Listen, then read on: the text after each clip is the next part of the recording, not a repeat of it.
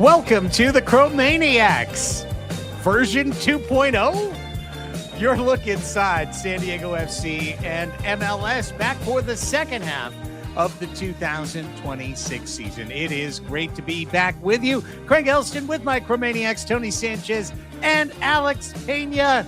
Tony, ¿cómo estás? Well, season's greetings back from the World Cup. That was a dream come true, and been thinking a lot about San Diego FC actually this last couple of weeks, days, MLS in general. But hey, season is about to restart. Spoke to Mike Ibarra, spoke to a couple of players. It's back tomorrow, less than a couple of hours, and it's incredible to be in a town that has soccer year round, essentially. Something that wasn't here in San Diego. So there is that. Alex, ¿cómo estás? Doing great. And yeah, it feels like the first day of school because we had a summer break.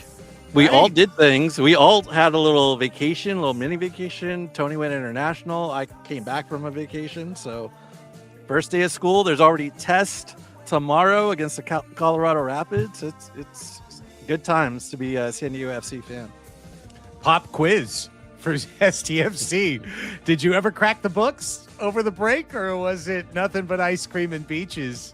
I guess we'll find out tomorrow night at Elevation. Well, it is great to be back with everybody. We don't count this as a new season. It's still season 2 of the Chromaniacs, episode 17 of this 2026 season. But my goodness, so much has happened in between, and yet so little has happened for San Diego FC. Coming up on the show, we're going to give you our thoughts on the World Cup break. We'll hear from Tony's experience heading to Azteca and everything else. We'll talk about the roster moves that have been made and the rumored roster moves that could be made for San Diego FC. Chucky to Galaxy? Tunisia to San Diego? Is it happening? We'll break down what the club needs to do in the second half in order to turn this from a non-playoff season to a playoff season. And we'll preview Colorado by hearing from some of the folks, as Tony mentioned, down at Singing Hills, just like we do on the Chromaniacs. Yeah, it's been a minute, but we're glad that we're still in your feed, whether it's YouTube or whether it is on the podcast platform of choice. If you happen to be on YouTube, you can hit that thumbs up button. We'll say thank you very much for it. If you happen to be listening on podcast and you can offer a 5-star rating for the show or a kind written review, please do hit the subscribe button to know every time we go on the air, including live. We'll be live Saturday night with a post-match show after the Snapdragon Stadium affair. But first, let's get into it. My goodness, what an incredible 39 days of soccer. And, you know, corruption aside and nonsense aside, FIFA aside, FIFA being FIFA, doing FIFA things, literally cutting up the poor turf at MetLife, New York, New Jersey Stadium, and selling chunks in chests. Oh, you can get it in a box, or for $4,000, you can get it in a chest. Like, way to go. They are going to milk every last dollar out of it. But I thought the competition was amazing, riveting on so many levels. There were so few bad games. I mean, honestly, the final was one of the worst, probably 5 or 6 games of the entire tournament, and Argentina was bound and determined to make it that way. But Spain prevails and gets to hoist the World Cup, which that scene was funny too. But Tony, we have to start with you and Chiva, living out a live stream, getting credentialed to be able to cover the World Cup. I saw certainly through Instagram your times down to Azteca and covering El Tri as they made it. What do you know? They made it to 16.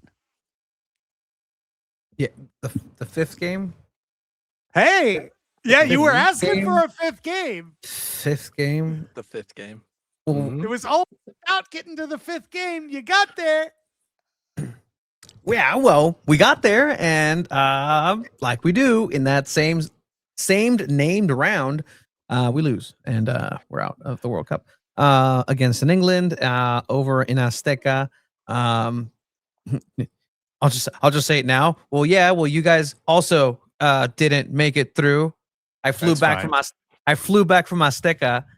It was one of the most incredible 25 hours of my life. Just I was sitting watching the Mexico Ecuador game, and I have the credential, and essentially the credential is a ticket to go to the match. And I wasn't planning on going to Mexico England, and I was watching it, and I've watched the entire World Cup in very different settings, whether it's in Guadalajara and live and at the Del Mar Fair to watch Argentina versus Capo Verde, like different things. This is what I love about the way that I'm able to watch the World Cup and just remember. But Ecuador, Mexico, I just sat down alone. That game was for me. I just enjoyed it. And it was 1-0, and I'm like, I have a ticket. If they score another one, I'll apply for the game. This game was on a Tuesday. I'll apply for the game on Sunday. Lo and behold, 2-0. I apply, buy a last-minute ticket. I fly out of Tijuana at midnight on 4th of July night. Get there to Mexico City at 4. And I'm like, okay, I had a great breakfast where Anthony Bourdain said the best breakfast was last time was here with Chiva. I'm going to go again at 6 a.m. So I just I just walked around for enough time and went, sat next to a Japanese dude, a girl who had no idea the World Cup was happening. She's had extra PTO from Oregon and just backpacking through Mexico. Amazing. And a local, and just being able to go through that entire day, having a flock of English journalists from the BBC just follow me around like a mother duck and its gooselings or ducklings, just because they don't know what to do or speak the language. I'm like, hey, come here. I was here last week, guys. Like, let's go together. Watch the game. Fortunate, but I felt a little guilty just because the entire World Cup experience for me was a dream, and to have been in England, Mexico at the Azteca, I can't ask for more. Result aside, like I was very happy, and the way it ended is just like, hey, it's okay and incredible. Post-match press conference, after post-match, get on the bus, go back, airport, and fly back to San Diego at 2 a.m. That time, fly back here in San Diego at 6 a.m. Go to my house, drop some stuff off, and go to work on a Monday. Bro, man. Oh my God. I'll tell you this much, and I don't think I said on Two Balls and a Mic. I actually waited for you guys. You guys appreciate it more. On the flight back, 2 a.m., 2:30 a.m. Mexico time, after the game, in my same flight, on the emergency seats, because we need extra room, is none other than Pablo Cisniega. Oh, no way. Yeah.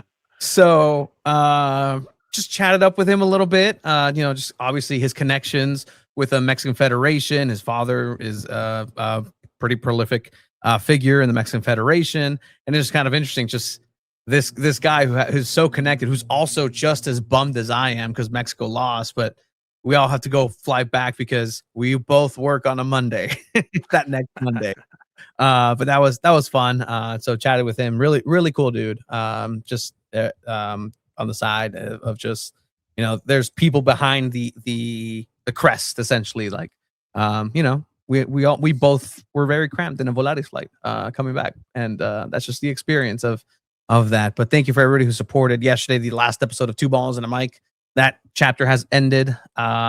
It's a weird day. Like I'm taking stuff off from the wall. Like it's kind of sad. I mean, you It's could like, have waited a day for that, but I appreciate the Spartan look. Like it's post Two Balls, Tony. What do I do now? I'm down to one picture of me in a backwards cap and a flannel. I appreciate it. The one minimalist. ball left. Yeah, there there's is one ball. one ball and a mic, still a mic, still a ball, second ball. We'll be back in Spanish. He'll be back in Spanish. There you go. Los Chromaniacs. I love it. Alex, your thoughts on the World Cup that was? Just it was great. A lot of great matches. And some of those matches, you're never gonna forget. I kind of preferred the France England game on Saturday. Well, yeah, because no one played defense. It was just entertaining. It was just like fun. I was like, okay, let's see if France can come back out of this. But the final, I was at Disneyland the whole day, and then I was able to catch it right when it went to stoppage time, and then the red card happened, and yeah, I caught it right at a good time. So I didn't really miss much, and uh, to me, I feel like the correct team won, and they got the trophy. They did more. They wanted it more. They wanted to shoot and score, and they did. So I thought the whole thing, I mean, it was actually it's pretty cool to see like Levi Stadium, a place that I've gone to, host a World Cup match, and then SoFi Stadium, that's so close to us, host a World Cup match, and all these other places that we see on, NFL, programming and with their teams, but they're hosting World Cup matches, and it's kind of cool to see like all the cultures kind of mash and mingle, and what they see out of it, what they get out of it. So I think that was like the most that was the thing that I just kept thinking about. Like, it's a culture clash, and people are here for the same reason. They just want to see their team win and advance and just continue on. And that heartbreak, like me and Tony had, and all the rest of the U.S. fans had in the 16 round. That happens. It happens. It just means you got to retool, get better for the next time. Morocco, Spain, and Portugal. So that's all you can hope for. So yeah, I loved it. I loved the tournament. It was a lot of great soccer going on. One thing to add, sorry, Craig, on that day, flying back, working after that 27-hour, 25-hour, whatever it was, I fly back and my girlfriend says, "Hey, I have tickets to the home run deck to the Padres tonight." So I go, I watch the U.S. get knocked out by Belgium along That's with right. I remember on your Instagram that you were there. I just didn't know all the in between. Yeah. So yeah, crazy. I'm so tired. I've never sat there at Petco Park, and I watched my Padres lose 8-0 against the Diamondbacks. So yeah, great. The worst watch party in San Diego was the chance to be in Gallagher Square, where they didn't give a shit about the U.S. team, but they did put the game on. And then, oh, hey, by the way, the real game's on. Yeah. Come watch the Padres get their heads caved in. Enjoyable. Which one would you prefer to see? Yeah. Well, my thanks to KUSI and Fox, and I know they had you on a number of times too, Tony. I think between the two of them, they had me on somewhere between 15 and 20 times. I didn't keep count, but my beloved Jill Chandler and Tommy Sablin, the two producers, were using me as a ping pong ball just the entire World Cup. So on Monday, I was like, wait, you don't need me back on Wednesday? Like, when's the next time? So that was a ton of fun. Our Front Wave Arena viewing parties for the U.S. and Mexico matches were incredible. The Mexico England game, Tony, I mean, had a bigger crowd than easily half the soccer matches. Wow. This year. They had to they were only opening the north side, and then for that match, they had to open up the entire lower bowl of the arena. There were people on the south side of the arena watching the game backwards on the inflatable big screen at midfield. And I had to make sure they knew before the game, like, if you're watching over there, just know it's backwards. Like, that's cool. So that was an incredible scene. I watched the USA Belgium match with the Riptides at Hop Anonymous, and boy, what a shit show that was for Team USA, who I'm pretty sure would have lost 2-1 or 1-0, or maybe even had a good match until the whole Balogun nonsense happened, at which point they were absolutely dead. And sure enough, they went out and put out an absolute howler after that. So international people, stop messing with soccer. Politicians, get out. Bryson DeChambeau, don't go crying to the president when you get a 2-stroke penalty. Let's create a wall once again between sports and politics, please, because that was extremely awkward as a fan to be like, yeah, go USA. Oh God, really? Losing 4-1 was the fairest thing they could have done. Great tournament. I was supposed to be wearing my Cabo Verde jersey that I literally ordered during the Argentina match, but Capelli Sport ran out. So it's on It's on pre-order. At one point, though, you will see at some point on a season 2 Chromaniacs, you'll see me in the Cabo Verde jersey, and then I'll try to get it, personalized for CJ Dos Santos. Of course, Dos Santos back, Godoy back. Dos Santos stories to tell for the rest of his life. Godoy will probably not tell too many stories from the 2026 World Cup. And then, of course, at the end of it all comes the question: what now? What now? We've had global soccer on our television for 39 days. We've had all of this incredible competition, 104 matches. How can we go back? What do we do? And on 2 or 3 of those interviews, I said, support local soccer. It's time. Support local soccer. Unless you've got the wizened eye of a Sanchez, a lot of times what you see will look a lot like the World Cup matches you were watching. It'll be entertaining, fluid soccer with stakes. And for San Diego FC, the stakes are have a much better second half of the season against a more difficult schedule, or have your second season be a disappointment, an abject disappointment, to go from winning the Western Conference and making it to the WC final to out altogether. That's where they are today, 12th place, going into the final stretch of games, but there are plenty of games left to go. So, guys, where does SDFC stand? We know where they stand in the standings, but what are our thoughts on what little has been done so far in terms of changes and additions made to this club? Yeah, that's a good question. I think it's good to start with the 2 guys that left. They both left to the same club. Jacob Jackson and Anis Sadie both went to Monterey Bay. Sadie just scored a goal actually on Saturday, so good for him. I saw His that. first professional goal. Good for him. But Jacob Jackson, obviously he's the 4th goalkeeper, and if all 3 are healthy, that's all you need on your roster.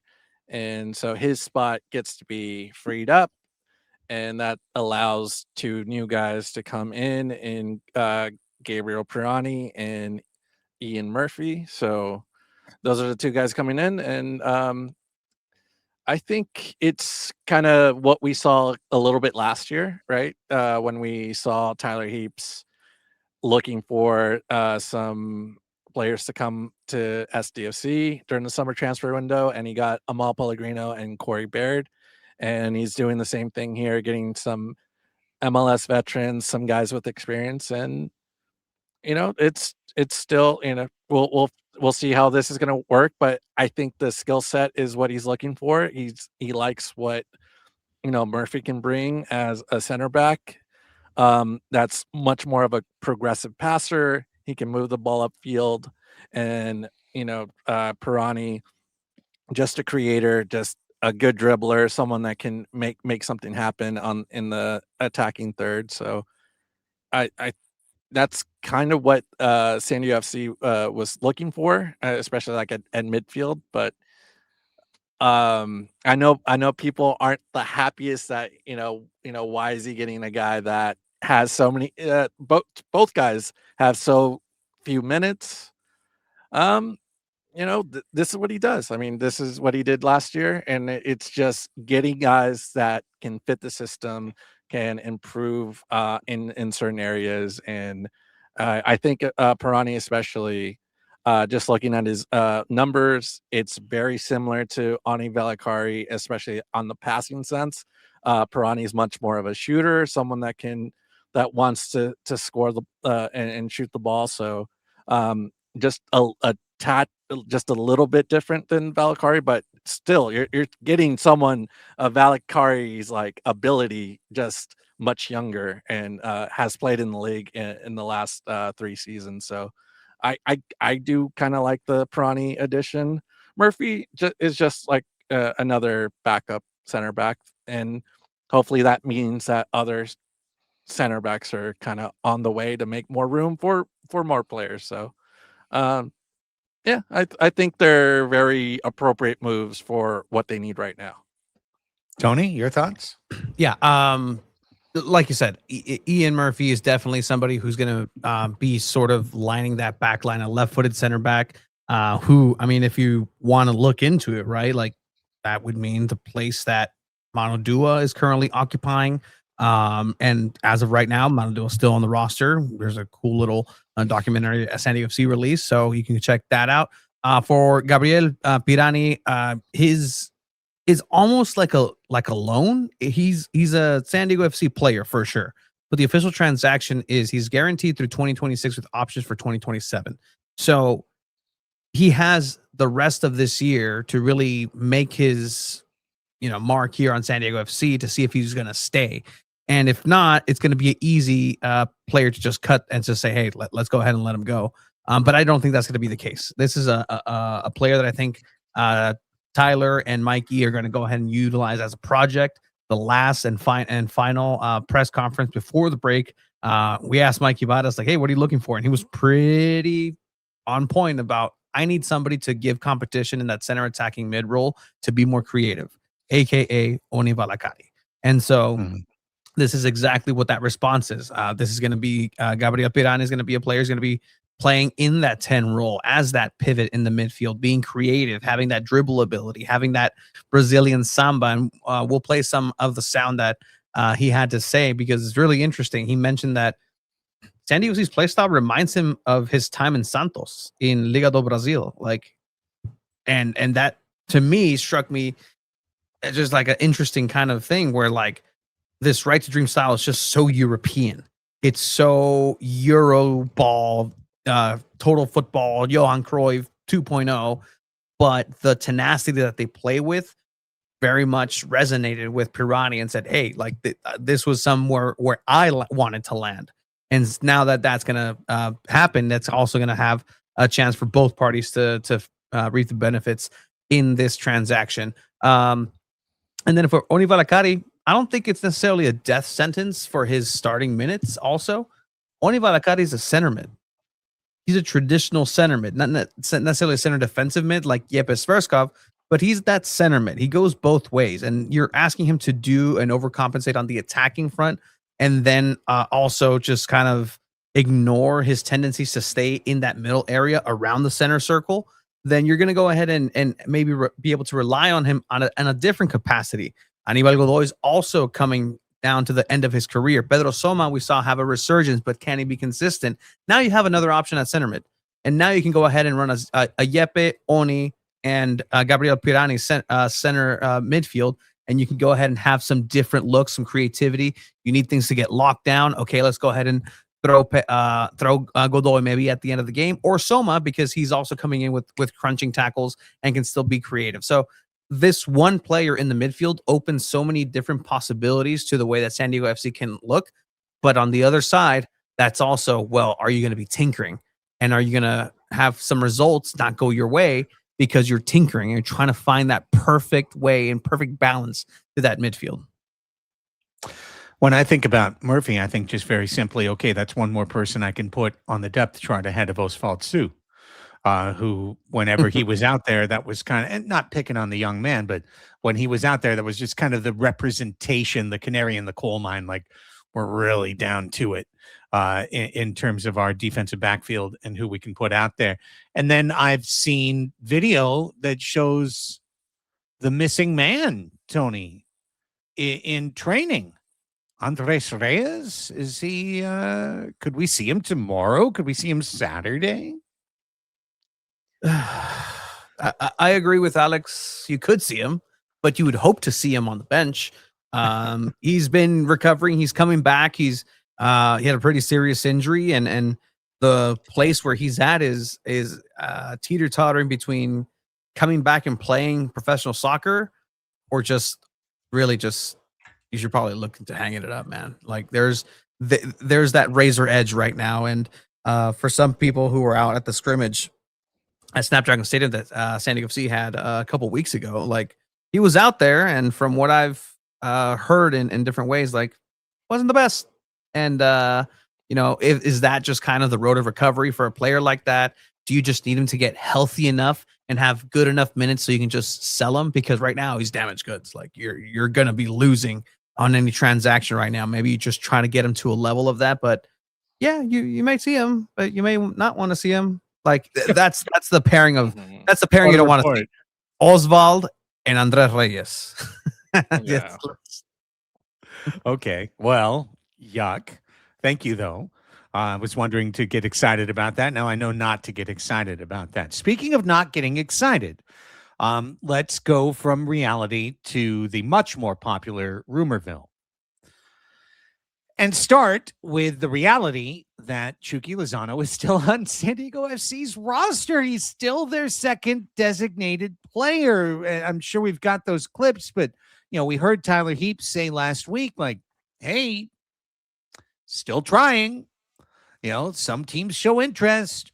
Then this week, and in particular in the last couple of days, we started to see internet reports that the Galaxy might be sniffing around Chucky Lozano, given that Gabriel Peck left Galaxy, and I think they do have an open DP slot.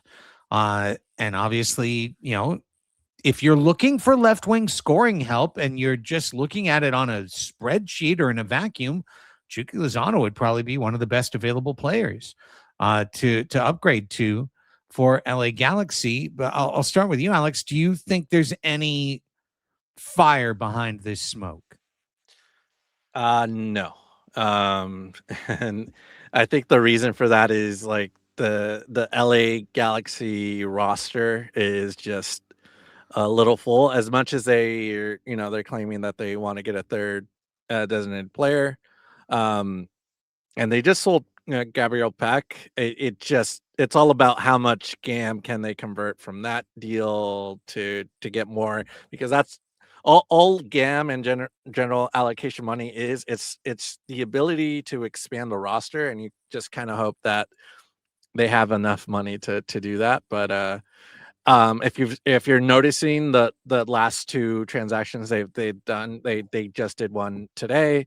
They did one last week. They're very club friendly deals. They're very, like, this year they tacked on, I think, a fourth or a fifth year to make that AV, that average value go down on the deal, because they just need that roster flexibility right now. And they just, after they won that championship, a couple seasons ago, they've been stuck.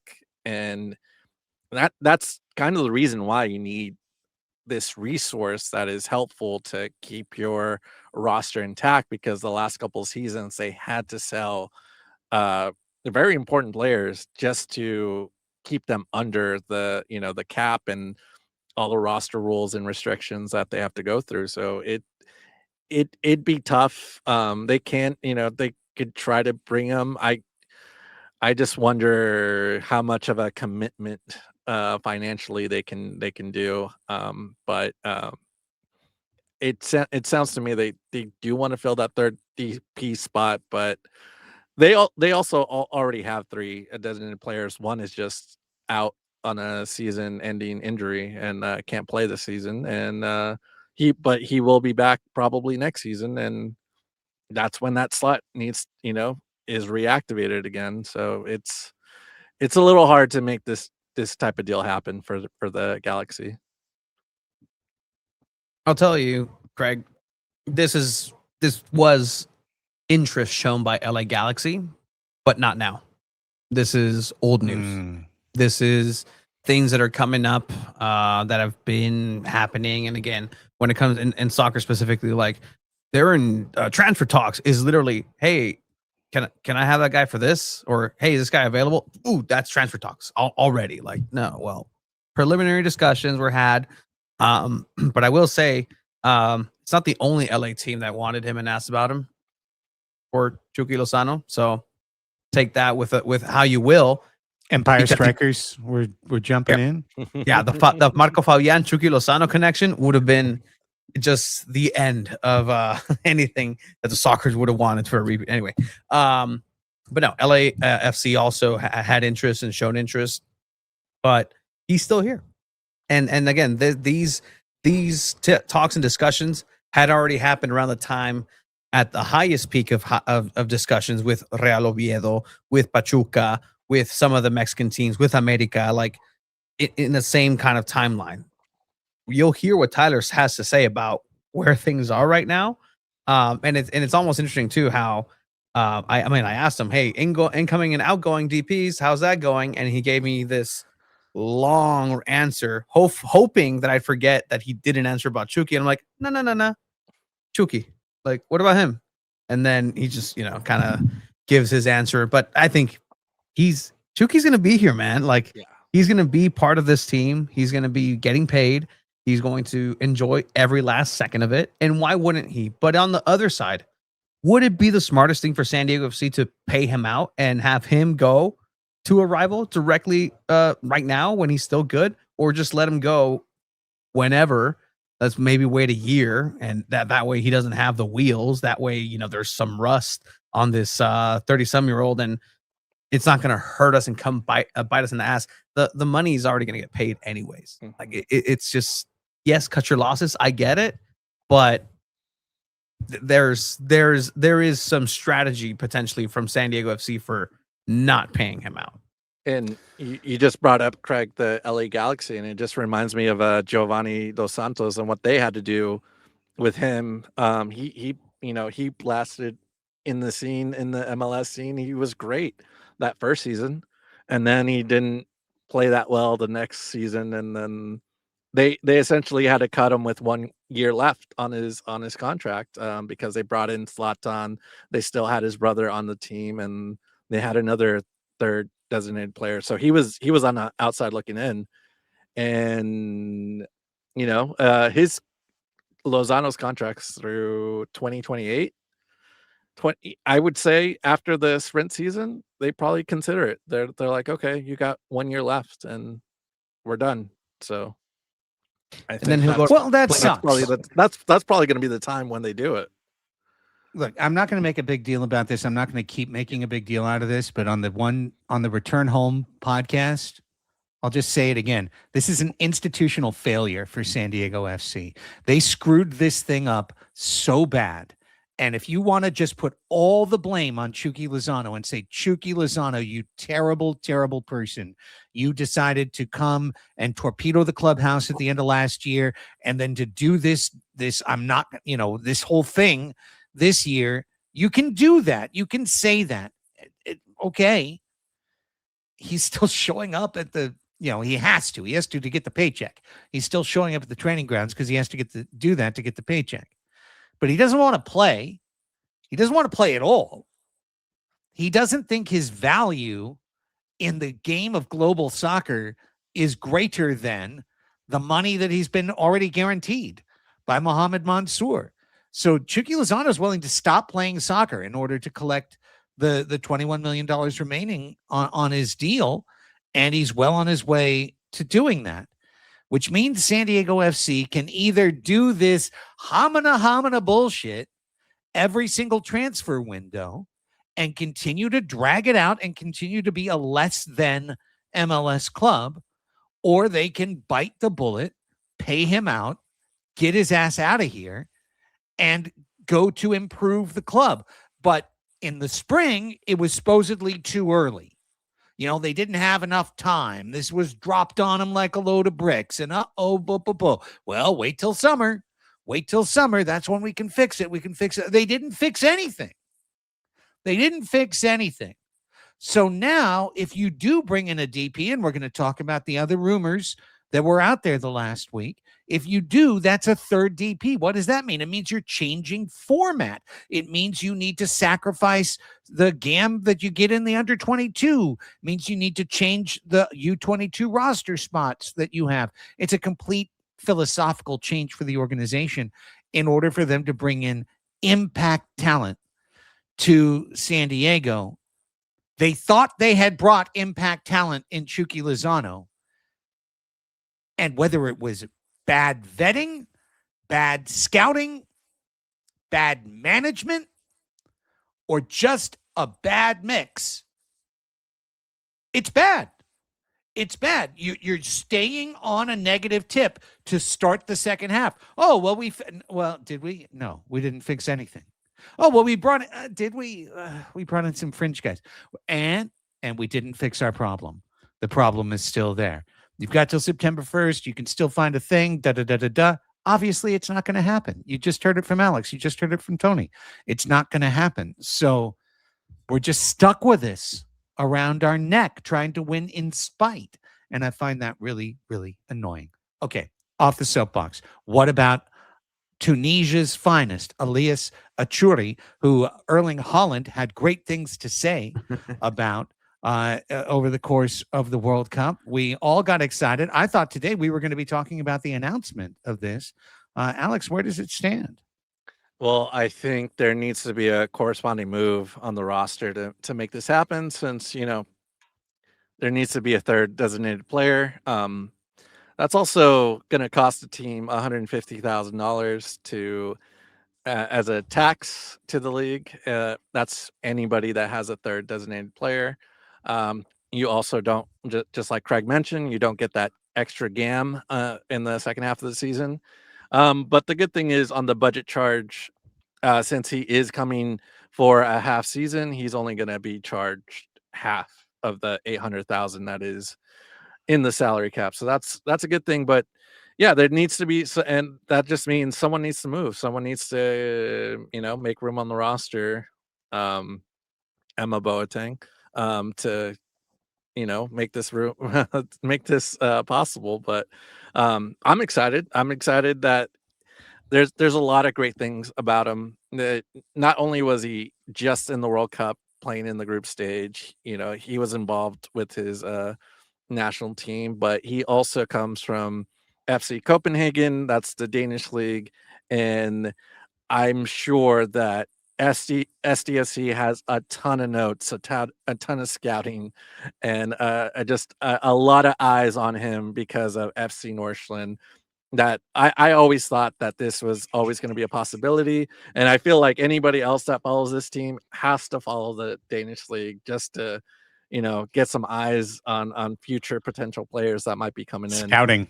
Yeah, because it just makes sense. They know who's the right guy, who can fit on this roster, and exactly what they need. And it kind of seems like Elias Achuri is that type of player that he can play on the wing. That's exactly what they need. He can actually play a little midfield too if they need him. He can be very flexible. So I think just his pure ball control, just his ability to make things happen in the final third. He seems like he's very exciting. But we'll see when this deal happens, right, Tony? It's still pending. It's still pending. But Tommy Scoops, Tom Bogert did report on it. He did say it's gonna happen. Just things need to happen. The dominoes need to fall first. Yeah, exactly that. It was over in the Danish league, excuse me. Farzan Al-Hosseini was the one who reported that 4 million euros has been accepted. That has been accepted by FC Copenhagen. So in the way that the transfers work is now they have to come in and agree on personal terms on what his weekly wages are going to be. And not to wind you up again, Craig, but this is the issue with having a situation like Chucky Lozano. It happened with Anders Dreyer and his contract negotiations. Because you're paying a player that has 0 seconds on the field this year and he's getting paid so much, then agents can come into SanDiego FC and say, oh, well, you're paying this guy for doing nothing. You got to definitely pay our guy much more because he's certainly going to contribute much more than the guy that's not playing. So those negotiations, in effect, will cost SanDiego FC more until they get rid of that albatross, until they get rid of that and they can negotiate just like any other club that doesn't have $9 million a year hanging over their head. Hey, why wouldn't you pay our guy more? This guy's going to contribute. This guy's going to give you goals. This guy's going to be a designated player just like your other left winger. So that's getting ironed out right now. Personal terms are coming in. He should be announced very soon. I agree. I was surprised he wasn't announced today, actually. But it's one of these things where it's gonna be here. The other question too is how long, if at all, are we gonna see Amal Pellegrino back this season? He had a procedure over the break, an Achilles procedure, as he himself said that he was going to go under the knife for before the seasons went on break. So that's for a player his age, for the position that he plays, the location of this procedure. Good. San Diego FC needed to get a left winger of a high caliber, and so the talent is there. Will he be able to put it all together with the rest of the crew? Great, but I think the best news of Elias Sachuri coming into San Diego FC is for Anders Dreyer.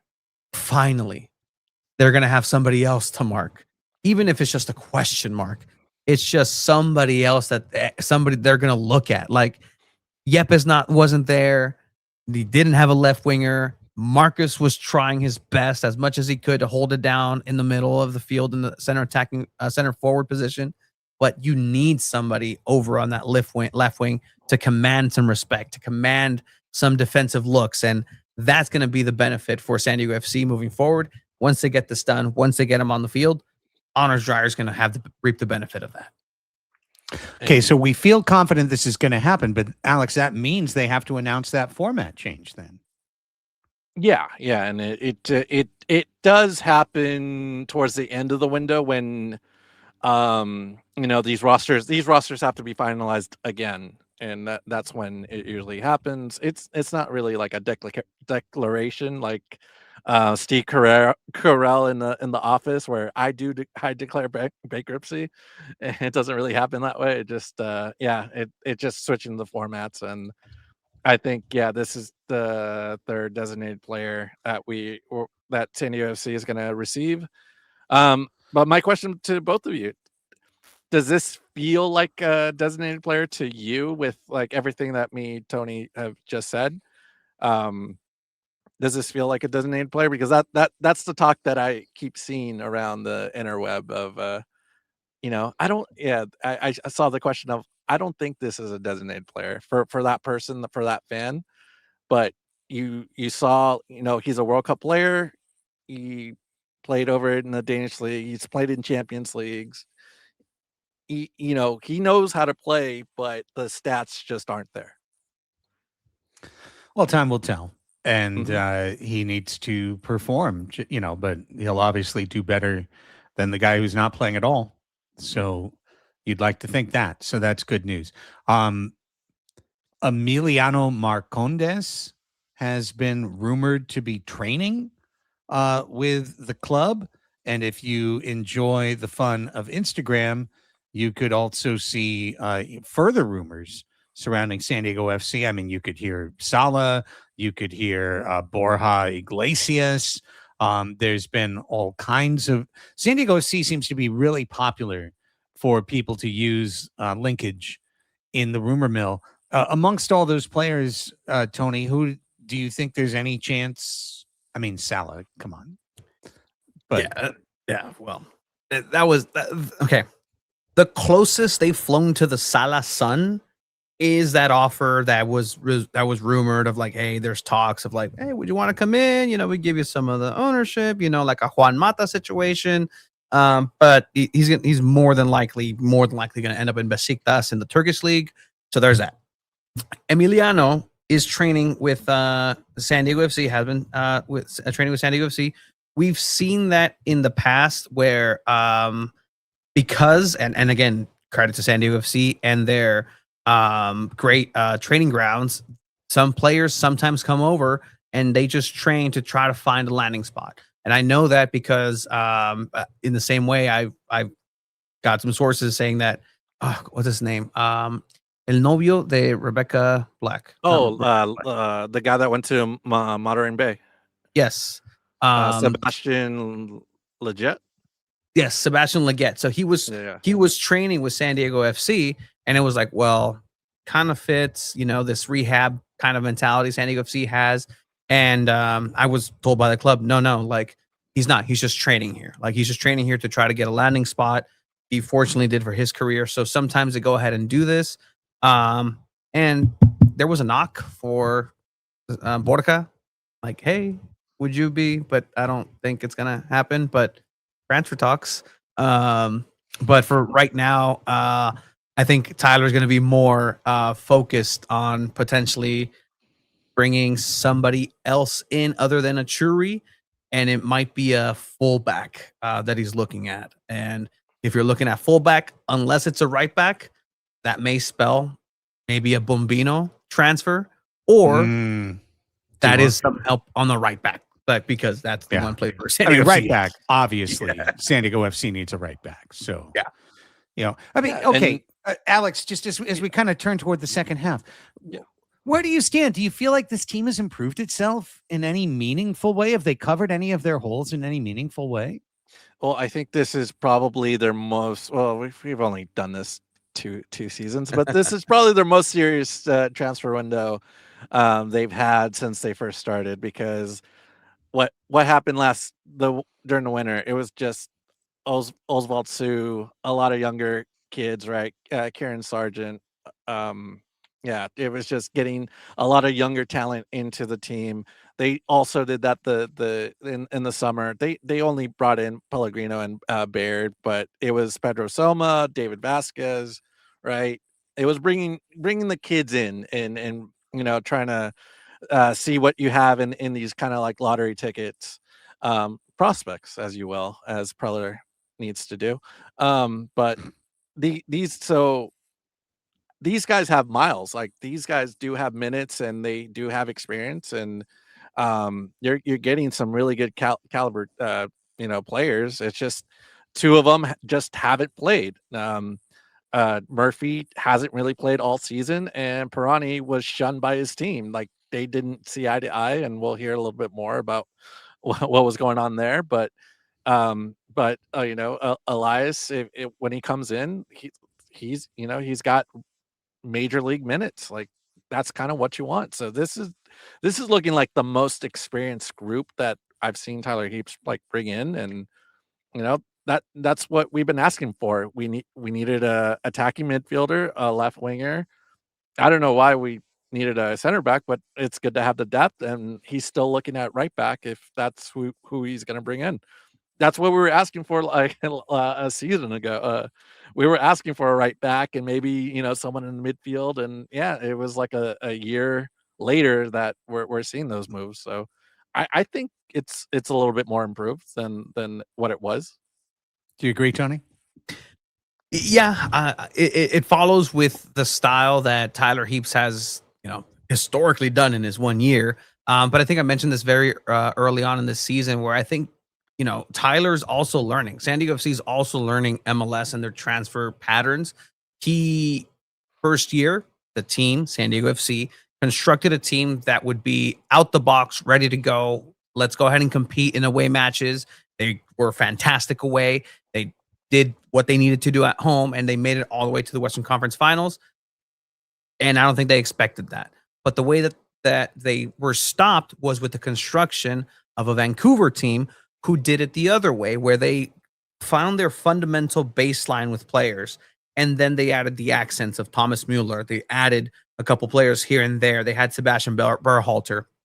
So I think Tyler's kind of learning to say, okay, maybe I try it this way. Because we also have to remember, in the 4 years of San Diego FC since their inauguration, they're not going to have a similar season structure. Year 1, inaugural season. Year 2, half and half, World Cup in the middle. Year 3, sprint season. Year 4, change the calendar. So they're literally building the plane as they're flying, but they're getting shot at from everywhere. And it's interesting to see him navigate and see the team navigate this transfer window, as well as it's obviously incumbent of him to get rid of a contract, but you also have to bring in players to make this team competitive and at least make playoffs. And I think that's the bar for this season, season 2, make playoffs. And we'll see what happens after that. They're in a good spot to go ahead and do that. And the players that Tyler's bringing in are versatile as well. They can play multiple positions. Ian Murphy can also play fullback. So that's something that he can go ahead and transition into much like McVay has transitioned into the right back. Sometimes you have somebody who can go ahead and be versatile in that back. Pirani also a creative, but I think the piece de resistance of this year is going to have to be Achuri and that creativity and bring back and revive Anders Dreyer. And Anders Dreyer isn't doing so bad. He's not. But there's another level. There's another year that because San Diego FC's shortcomings have been coming via red card, via altitude, which, by the way, I definitely I feel the moment I stepped off of the plane in Mexico City. I cannot imagine how those guys did it in altitude to play a full like mil respetos. Like I was like, oh, this is 7,500 feet. This isn't Toluca. Oh wow, this is crazy.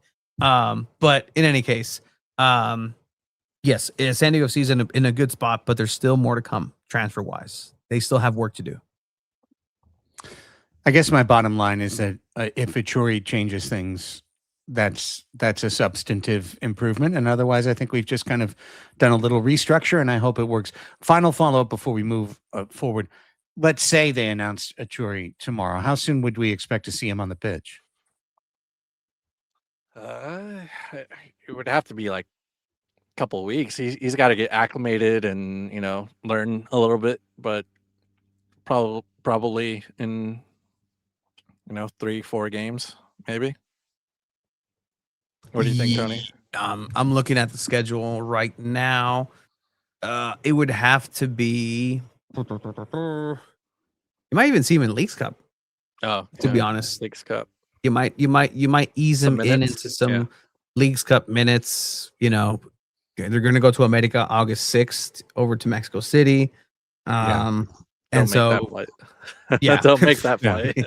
Keep them here. Hey, why don't you stay? Why don't you run a hard 75 at? Don't make that flight, dude. That could be fun.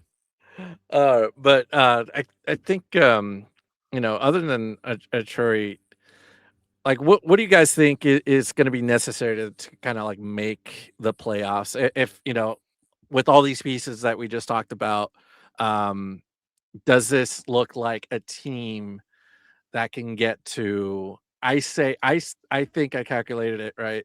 I think it's going to be 45 points to make a playoff spot. Probably the wild card, the last spot. You need 28 points. Do you see 28 points out of this team with 19 matches to go? They're going to have to play a lot better defense. Mm-hmm.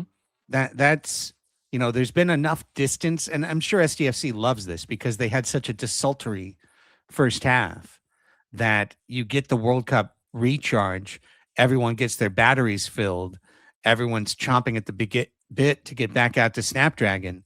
And they've got like 1 or 2 games. And I really do believe that, like 1 or 2 games to recapture the imagination of San Diego and have everyone be like, yeah, because if they come out and they just drop one, I mean, the Wave are going in a much stronger direction right now than SDFC is. And you could just start to see the tide turn a little bit. I'd love to see them be able to catch a wave themselves. But my first thought, Tony, is this team has to get significantly better defensively than they were in the first half, where there were too many breakdowns. Right back was an issue. Obviously, we know about the rotating red card center back roulette that they played for, most of a month. But, the rookie in net had his moments good, had his moments bad. Cisniega came in. We thought, oh, better. Then he struggled. Then he was hurt again. So that's where I plant my flag. If you can improve, start to put clean sheets up, start to put low XGs up, I think that's the path to the playoffs. It's going to start with to see who the consistent goalkeeper is going to be in net. Pablo Cisniega still not ready. This isn't for me sitting next to him in an airplane. Did he tell you that while he was deadheading? This is per MLS and the injury report. He's just not back yet. Luca Bombino will be out for this match per red card because yes, he got a red card last time out. But yeah, the defense is going to be the key here, and not just having good defense. It's going back to having a good defensive line that knows how to start and create different dynamic attacks. And that's also going to have to do with Yepe finally being able to be in the position that he was an all-star in and not have to track back and be the fifth defender every single play and be able to create along with that midfield and who that midfield is going to be, right? Are you already going to start Pirani already, Gabriel, the Brazilian? You probably will get and see what that's going to look like and switch him off with Oni Balakari. But again, I'm not worried about Marcus and Varson. He seems healthy. He seems like he was doing everything that he needed to in this early season. But it's the depth that I'm worried about. Does this team have the depth for 2 tournaments? I don't care if you don't care about Leagues Cup. If you still have to play the games, you still have to run the kilometers, you still have to do it. Does this team have the legs to compete? Literally compete, not be 1-2, get out of the group stage and compete, because you also have a perfect opportunity to have the same excuse as you had in the first season. God, you're so right. We went to Mexico City in altitude. We played these difficult games. We're one of 4 teams that are traveling and that are from MLS into Mexico. But, you still play Puebla and Cholos, 2 teams that you should be able to beat. But do you have the legs for that? And that's what I'm worried about. Because you're still gonna have to play some starters in those games. You're still gonna have to at least try a little bit. And so hopefully that doesn't turn into game after Leagues Cup, game 2, 3, 4 of like, we're still recovering. Hey, there was a red card against Puebla. Sorry guys. We were playing against 10 again. And that's I think the biggest pitfall for San Diego FC right now. They need to be able to smartly, intentionally navigate 2 tournaments out the gate too. And before we get into the Rapids, last year, like I said, they need 28 points to get to the 45. I believe they need to get to the wild card spot.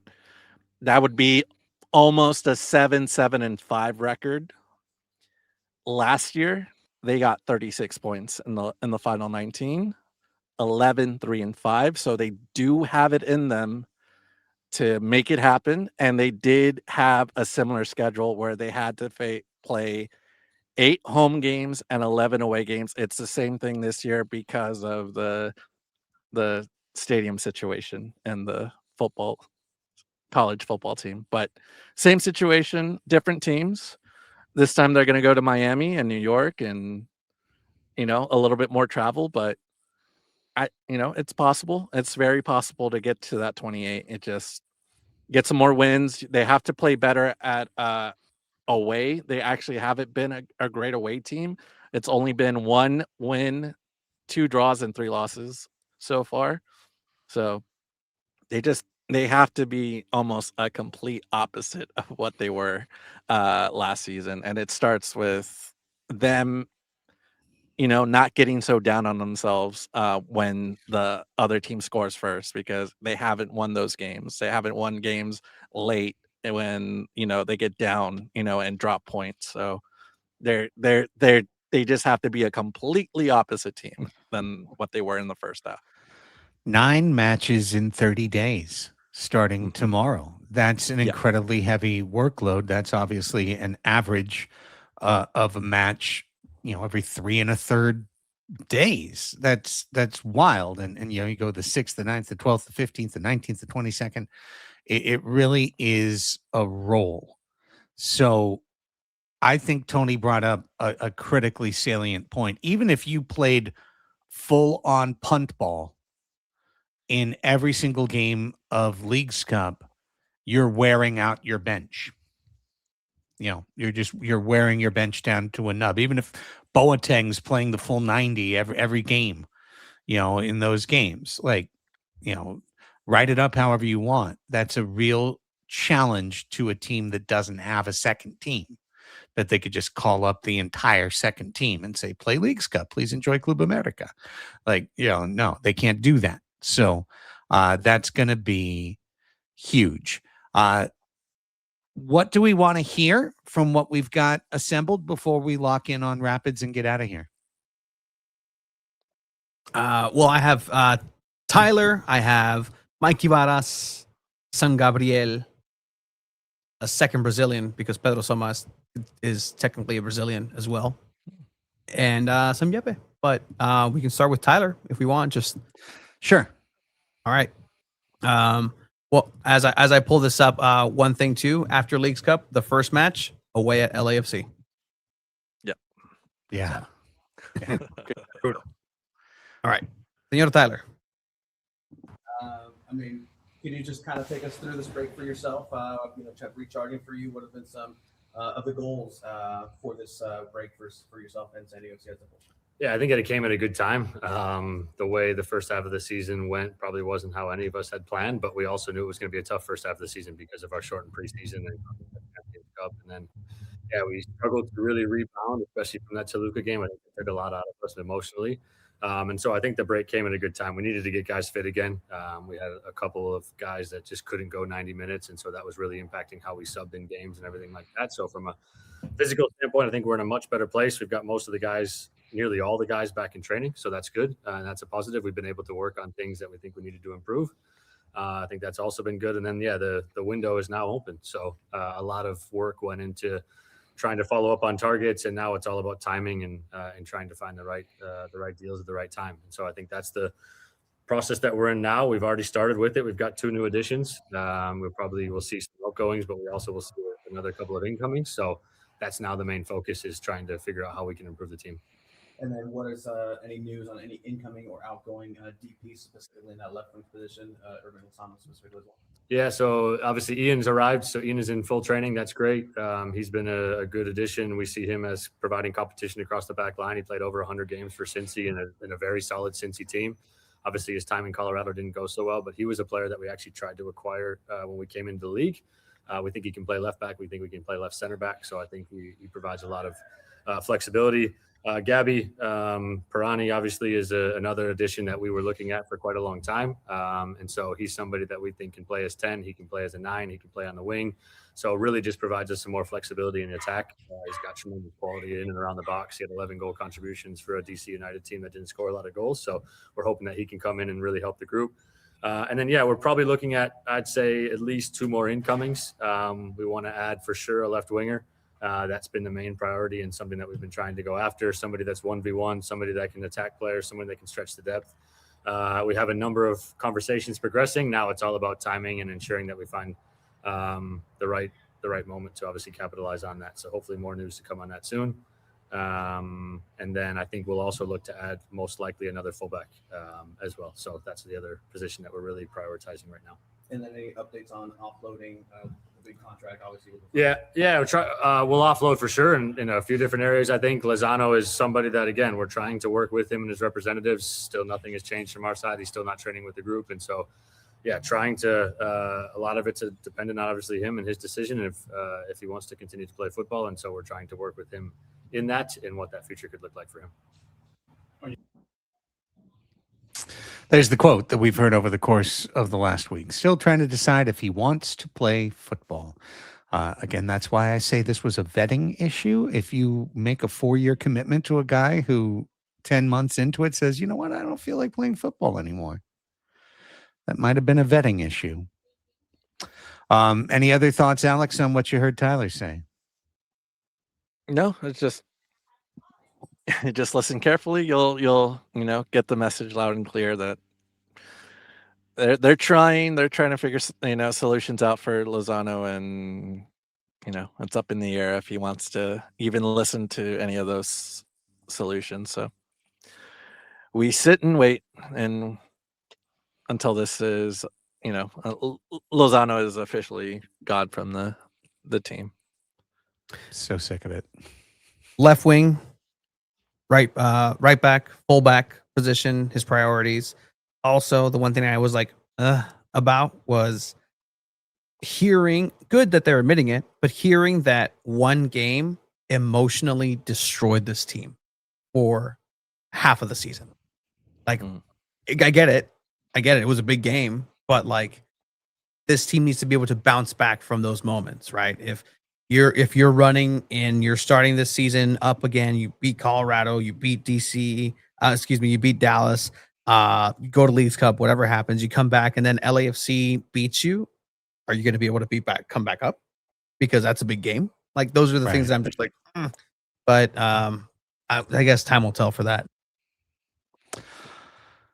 We knew it was a big one at the time. We just didn't know that it would have such a long tail to affect San Diego FC. Moving on to Mr. Mikey Varas. It's been so long. Mikey, welcome back. How has this break been for you? The first 3 weeks having off.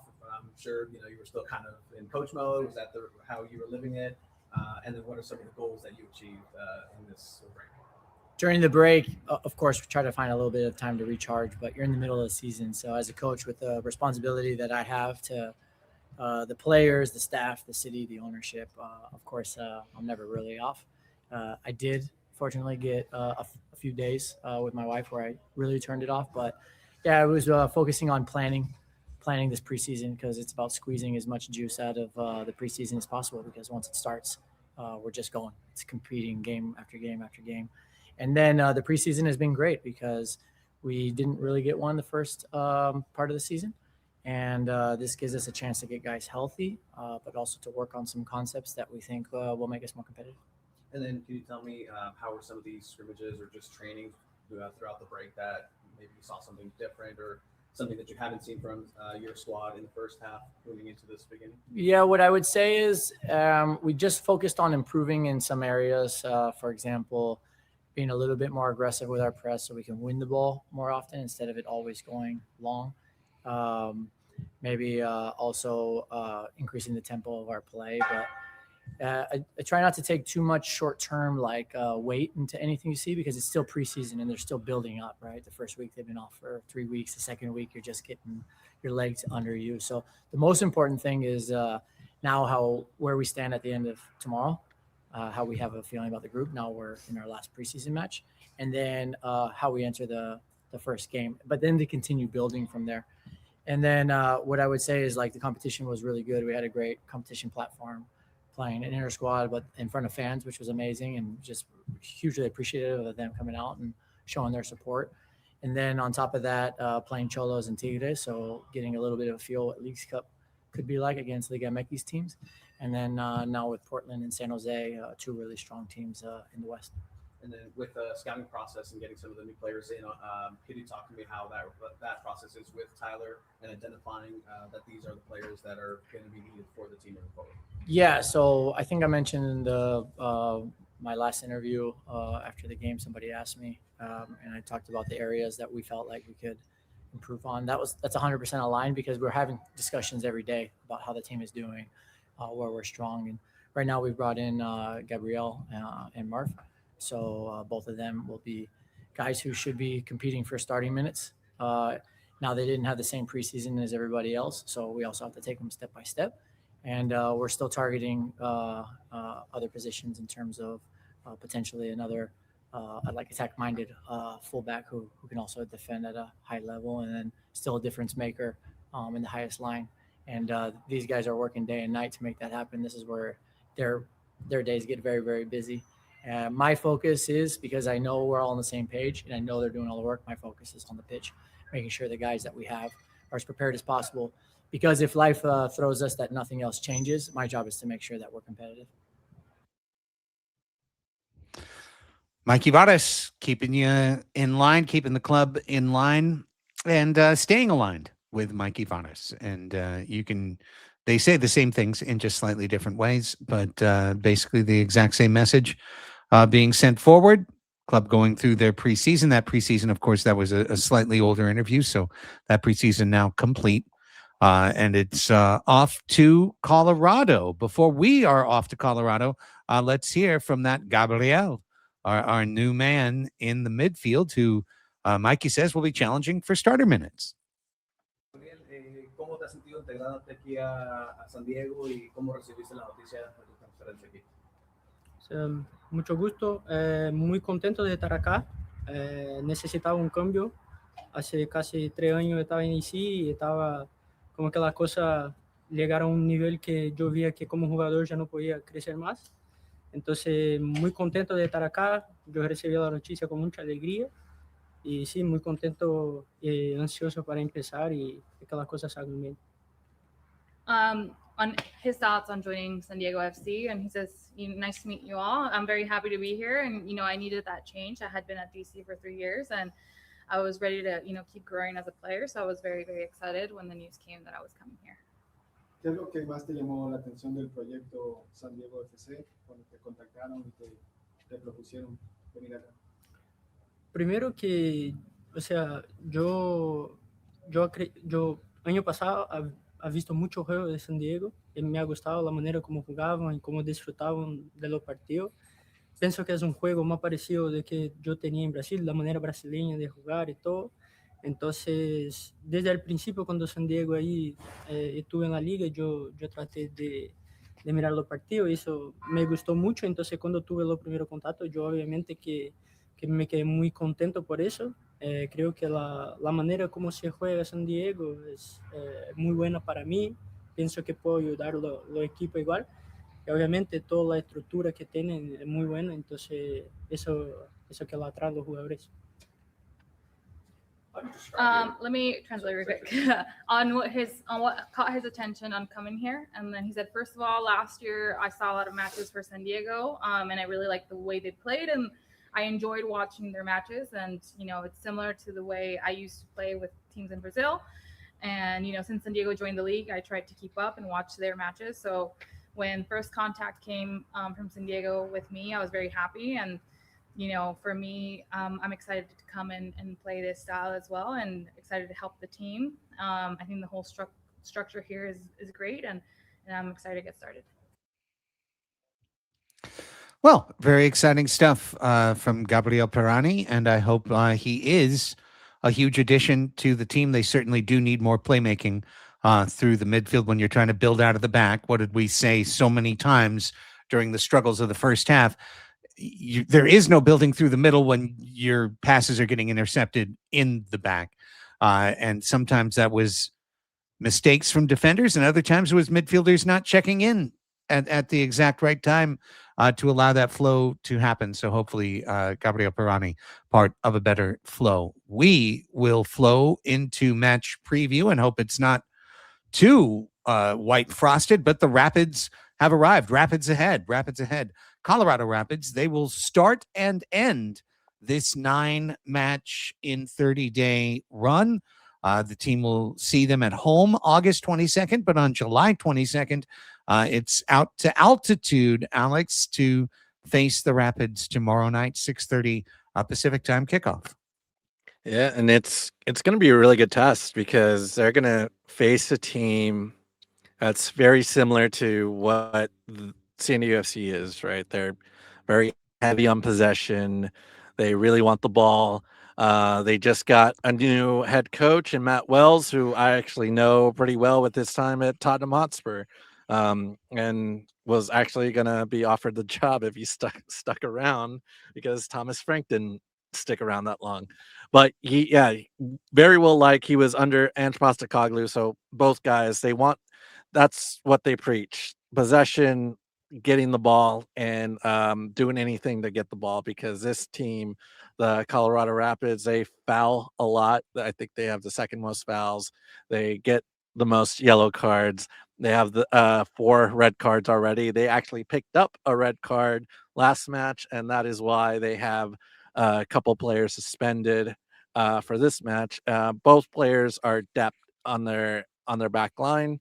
So not the most important players, but still you're kind of depleting options if anything happens on the back line. But yeah, they what I saw in that, I actually watched a little bit during our break of that FC Dallas match. They do come up with mistakes. They allowed 2 penalties against FC Dallas, and what they did to kind of recover, they actually charged right back after giving up a goal. on a penalty in the 12th minute, and they scored right back in the 13th minute, and they just overloaded you. They actually came right back at FC Dallas and scored. So the San Diego FC really has to be prepared for that. Whoever's going to be at goalkeeper, whoever's going to be on that back line. I know Luca Bombino is going to be out, so they're going to need someone that is going to be prepared, because they do like to go a little on the wings and shoot that ball out to the wings. And yeah, it's going to be a really tough test, especially at altitude, and not not something that they do. They do like to play in. I think they're very comfortable here at sea level, but I kind of like this matchup, and we'll see what kind of SDFC team we get right after the bat. But I'm very excited for this game, and then especially with all the World Cup matches we just saw. I just hope for a very competitive game here. Pausa de hidratación to create 4 quarters, or are we going to be back to 2 halves, Tony? Back to 2 halves, back to reality. That was one of the new rules that I wasn't a fan of every game, like even the indoor games. Come on, guys. That's why I watched on Telemundo. They kept us on there whole time, and hopefully they got some viewership out of that. But back to Apple TV as well. Back to that presentation. But for this match, I think this is where San Diego FC is going to need to start to separate the water and the oil and be on top, because it's, I believe, 15 and 16 on the Western Conference tables, San Diego FC and Colorado. So if you're going to turn your narrative, your fortunes in the second half, you're going to start to have to beat these teams home and away. And I think that's going to be the key to San Diego FC, is being able to look at these matchups that, they are potentially even on paper. Both teams have something to offer each other, and both can be each other's foil.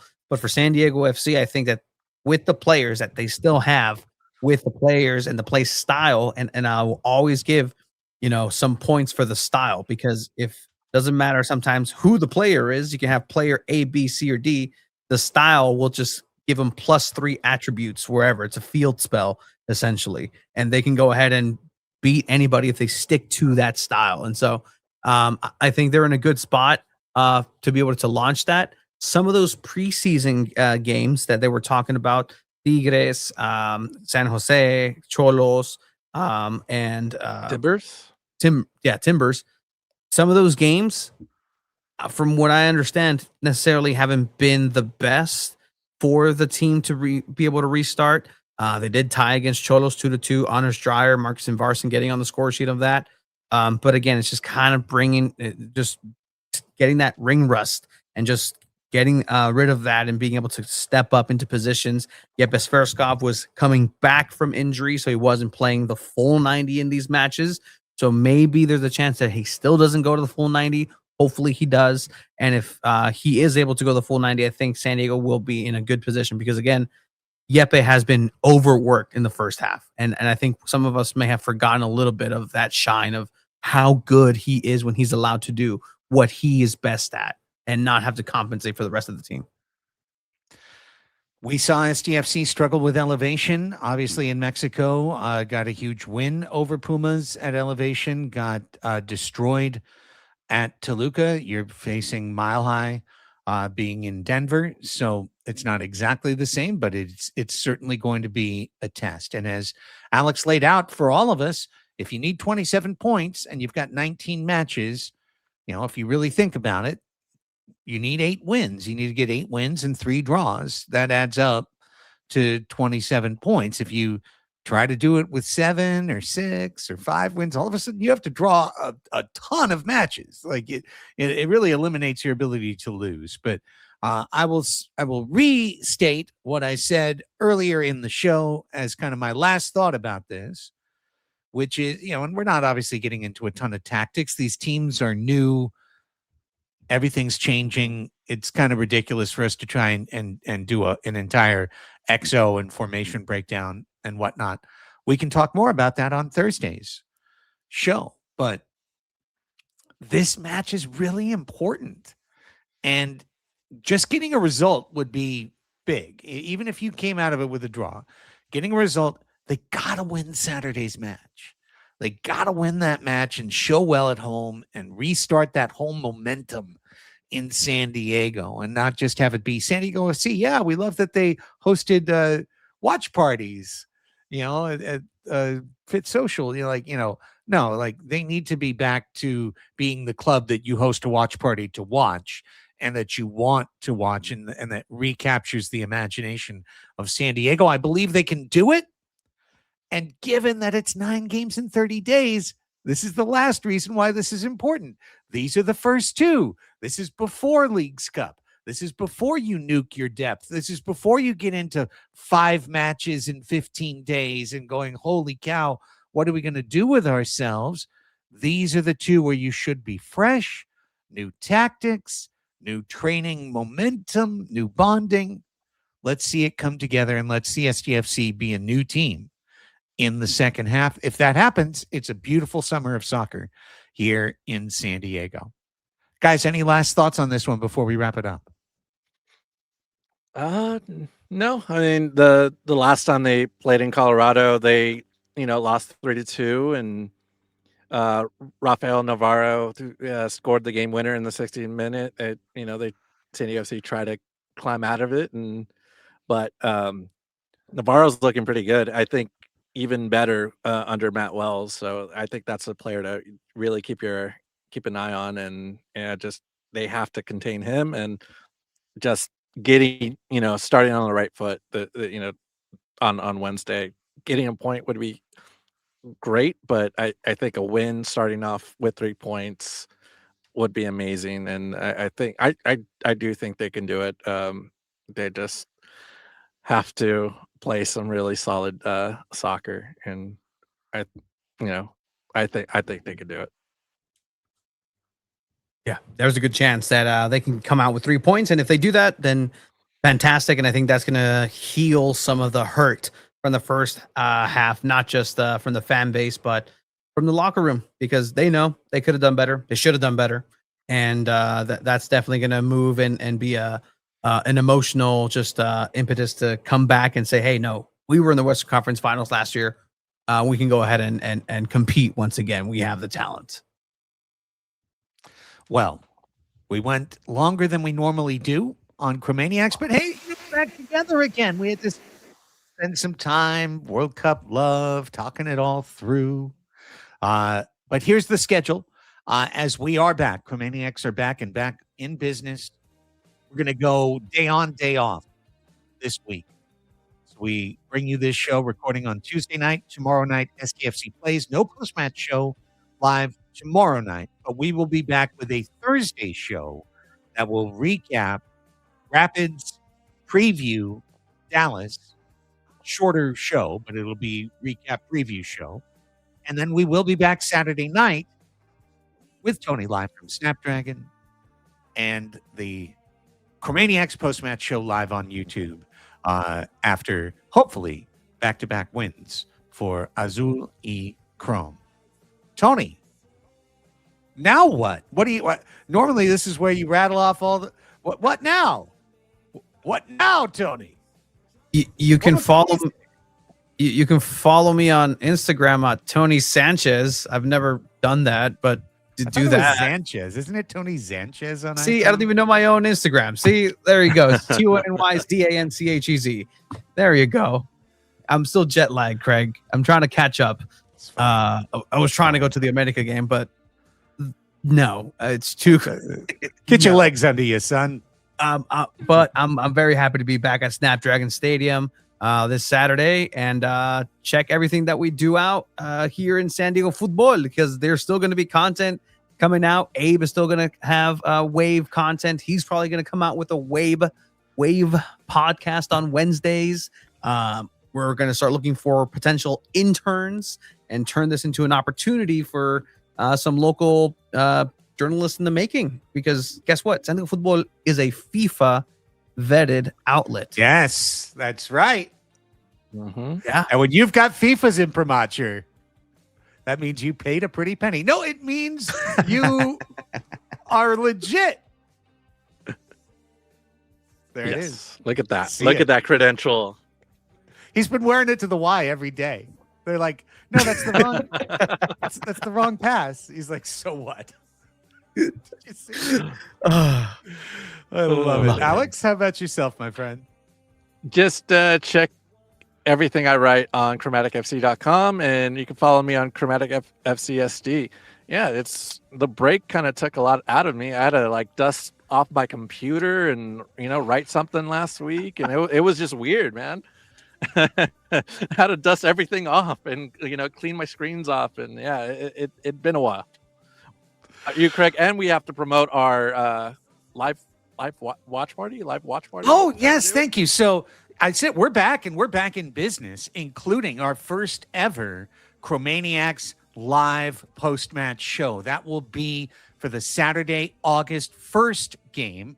We will be live at Hopnonymous, not Hoponymous, Hopnonymous, which that'll be for a 5:30 kickoff. And so that means we'll be on, 7:38. Obviously, we won't be, spending a lot of time waiting after the post-match show, seeing as we're doing it live.